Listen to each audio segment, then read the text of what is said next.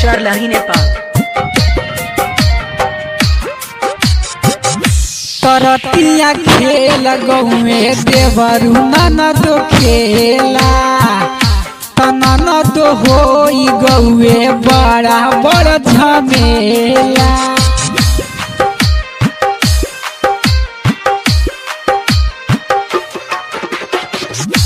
तरतिया खेल गौए देवरु ननद खेला तसंगवा होई गौए बड़ा बड़ झमेला।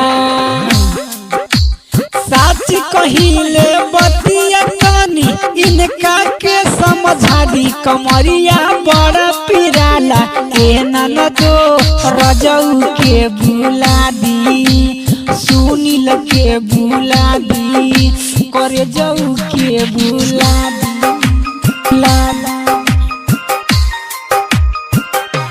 रजऊ के भुला दी। संतोष मदनपुर।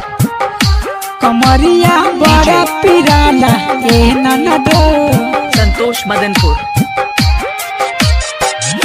त कैसे बलमु के पहजारवा ननदो जहाई तौन से मुँह डाल के मुँह से बतियाई।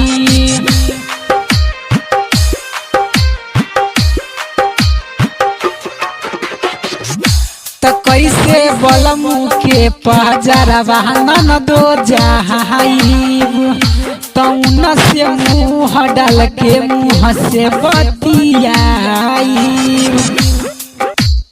उठे दर्दिया बहुत ननदो तनिका सा दबादी कमरिया